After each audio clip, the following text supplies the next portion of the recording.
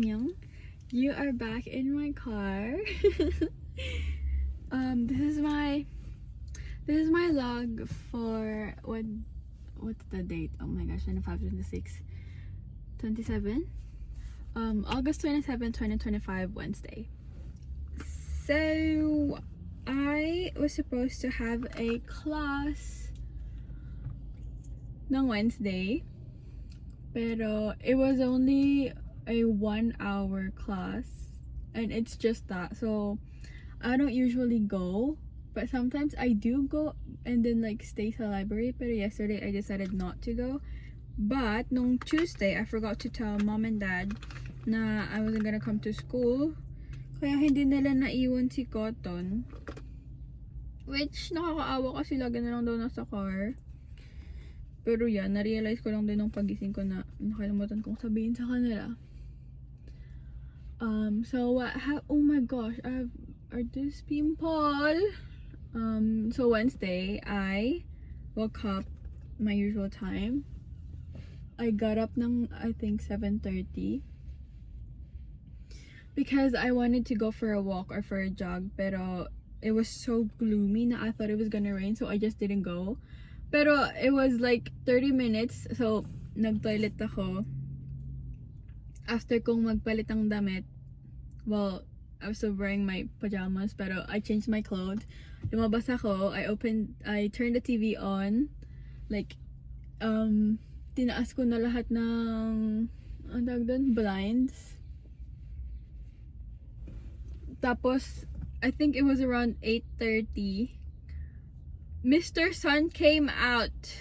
Like, bro. Pero I was already like so comfy. Tapos, nanonood na ako ng, what was I watching? I think it was, or like, Among Us. So I was like, ugh, do I still wanna go? But I ended up not going. Pero, it was around that time when ang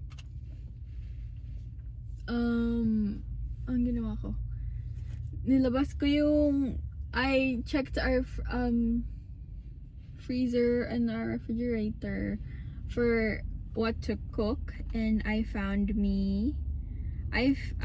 that we have 2 whole cucumbers, so I took one out. We have a rotting lettuce, so I took it out as well. Tapos I saw that we have a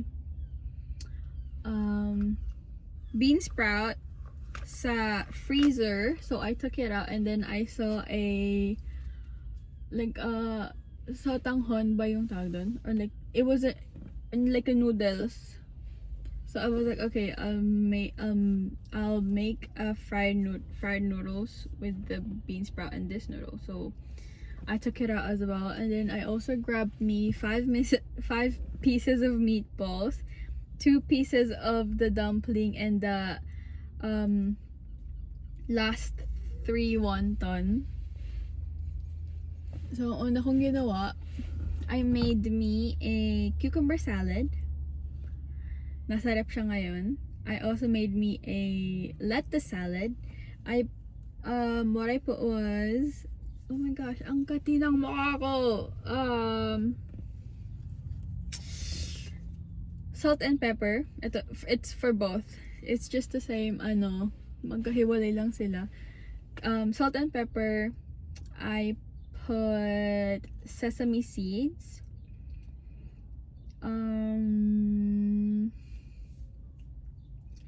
Kewpie mayo. My garlic aioli. And yung chili oil na binili ni mama from the Asian store, it was the chicken oil that I once talked about, yung may crispy na it was that, and it was so good. It was actually like 10 out of 10. It was so yum. So I made that, and then after nun, naghiwa na ako ng sibuyas and bawang for the fried noodles. Tapos, sinotay ko na siya. It turned out kinda bad, but it was okay. Like, it's not really good.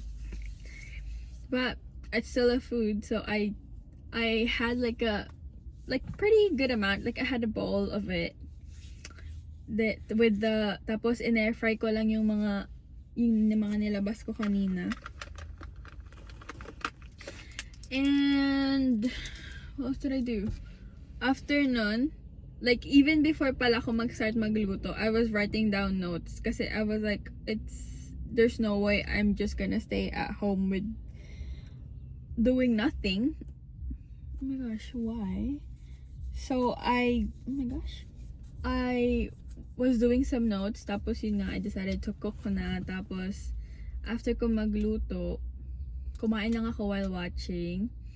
Hindi na ako bumalik. I think I did bumalik sa notes. What was I doing?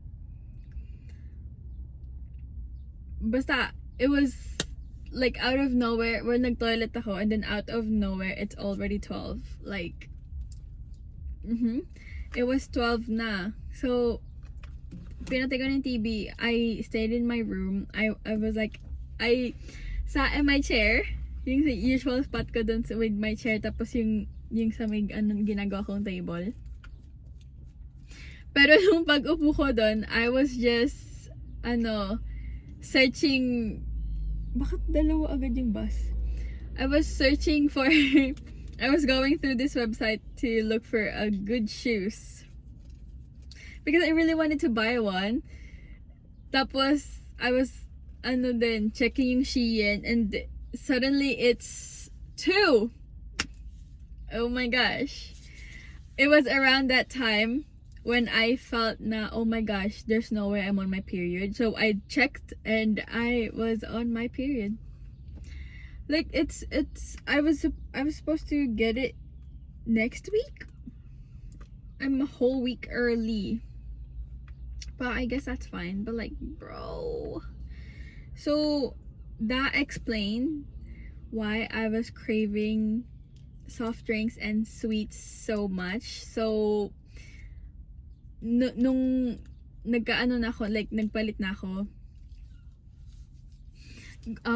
I saw now we have a full cream sa ref, and this yung ube flavoring and ube na naka-jar. So I was like, ooh, why not make ube ice cream? Because I wanted that. So I did. I used it, yung NutriBullet na lalagyan.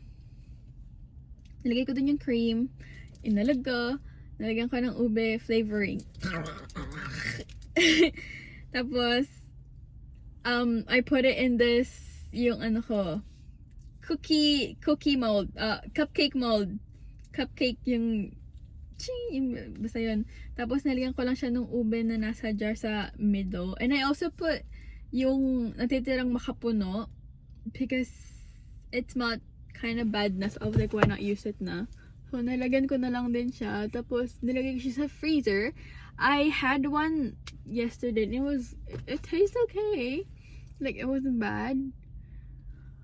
I did that. Tapos I just stayed in my room the whole time na.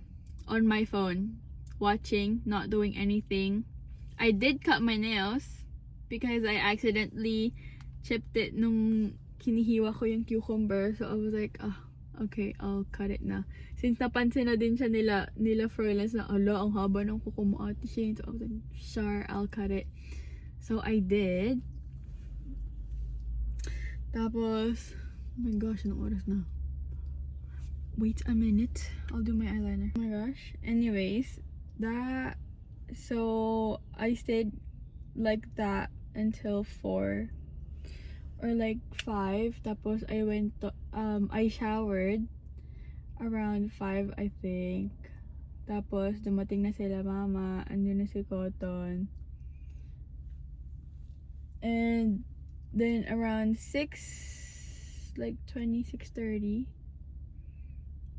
was after Kiko came, tapos pumasok siya sa room, and he was saying na, anong gusto mong regalo, anong gusto mong sapatos, bibigyan ka tayo ng 200, pumili ka na. And then I showed him yung mga, like, remember how I was going through yung mga website nga to look for like shoes, and then I showed him yung mga in-screenshot ko na, oh, this is like what I wanted. I'm just trying to choose kasi I actually do want to buy, but if you're buying me, and they were like, sige, bigyan ka tayong pera, ganyan gano'n. I was like, yay! And umalis lang kami around 7 na to go sa cleaning. And that's it. Also, si Cotton, nung pumasok kasi si Kiko, pinasok niya rin si Cotton sa room, and I think he didn't know na Cotton pooped, and may tae si Cotton sa puwet niya.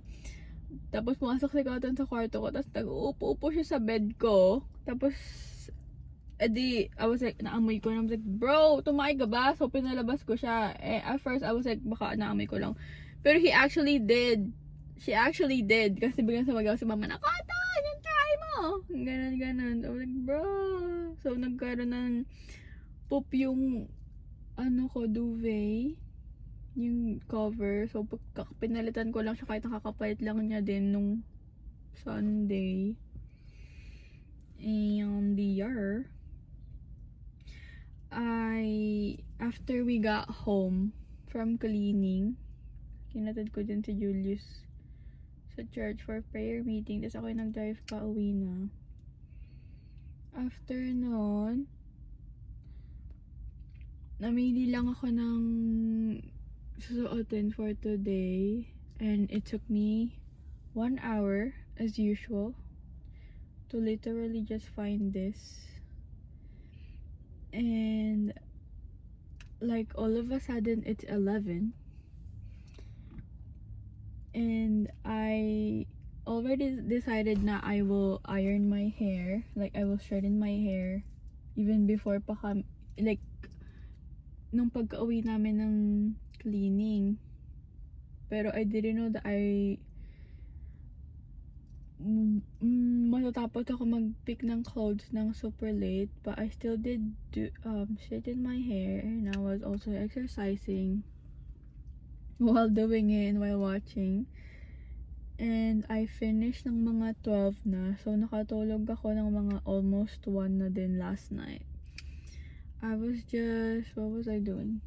It was uploaded a video of their Japan tour behinds. I was just watching that, and then I fell asleep. And that's how my day went. Yeah.